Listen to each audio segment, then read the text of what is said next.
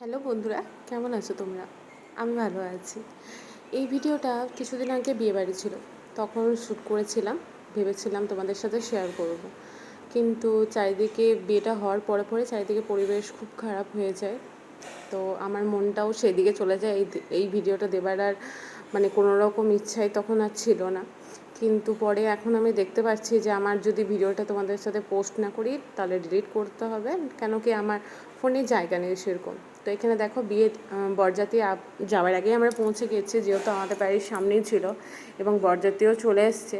আর এখানে বাজনা বাজছিল বলে বেটু চলে গেছে ওর দাদুর কাছে। এমনিতে যেতে চাইছে না, কেন কি আমাদের দুজনকেই তো ও চেনে, আর কাউকে চেনে না, আর কারোর কাছে যেতে চায় না। কিন্তু বাজনা বাজছিল বলে গিয়েছিল বাবার কাছে। ওটাই বাবা দেখাচ্ছে, দেখো ওইদিকে তাকাও, কিন্তু কোনো মতেই তাকাবে না। আর হাতগুলো তুলে রেখেছিল, যতক্ষণ বাজনা বেজেছিলো ততক্ষণ হাতগুলো তুলে রেখেছিলো। জানি না ভয় পাচ্ছিল কি না কে আনি, তবে যত বাজনা থেমেছে আর আবার আমার কাছে চলে এসছে। এই দেখো বরযাত্রী সবাই চলে এসছে এবং ওরা নাচানাচি করার পর বড় এবারে ঢুকছে। কিছুক্ষণ বর হাঁটার পর আমাদের তো একটা নিয়ম আছে, বরকে কোলে করে নিয়ে যেতে হয়। তো বরকে কোলে করে কিছুটা নিয়ে যাওয়া হলো। আর এখানে দেখো কি সুন্দর সাজিয়েছে না, এখনকার বিয়ে বাড়িগুলোই খুব সুন্দর করে সাজায়, খুব ভালো লাগে দেখে। আর এই ফুলগুলো আমি জানি না কী ফুল, কিন্তু ওপর থেকে এগুলো ঝুলে, এগুলো খুব ভালো লাগে দেখতে। আমি পুরো ভিডিওটা ভালোভাবে করতে পারিনি, এক হাতে ছেলে তো কারো কাছে যাবে না। আর ওর বাবাও একটু ব্যস্ত ছিল বিয়ে বাড়ির কাজে নানা রকম দেখতে। তো যদিও বিয়েটা মানে আমার ভাসুরের ছিল, এই নয় যে আমরা কন্যাপক্ষ, কিন্তু বরযাত্রী থেকেও তো অনেক কাজ থাকে, ওই জন্য একটু ব্যস্ত ছিল। দেখো কি সুন্দর করে সাজিয়েছে ভেতরটা।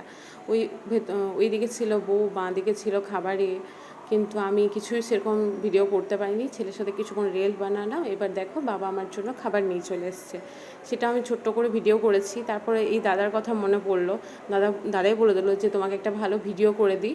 আমার মানে সেদিন জানি না কেন কিচ্ছু মনে ছিল না ভিডিও করার কথা। আগে মনে থাকলে এই দাদার কাছে আমি আরও সুন্দর সুন্দর ভিডিও করাতাম, যেহেতু দাদা মানে ফটোগ্রাফির ব্যাপারে অনেক কিছু জানে।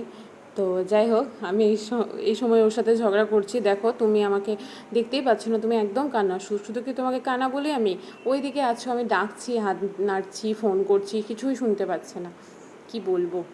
তারপর এই কোনো কথা হলো, খাবারগুলোর অর্ধেক খাওয়ার পরে ভিডিও নিচ্ছি। আর এইখানে বাবা খাওয়া হয়ে গেছে, কিন্তু পাঁপড় ভাজা খাচ্ছে। পাঁপড় ভাজা খেতে বাবারও খুব ভালো লাগে, আমারও খুব ভালো লাগে।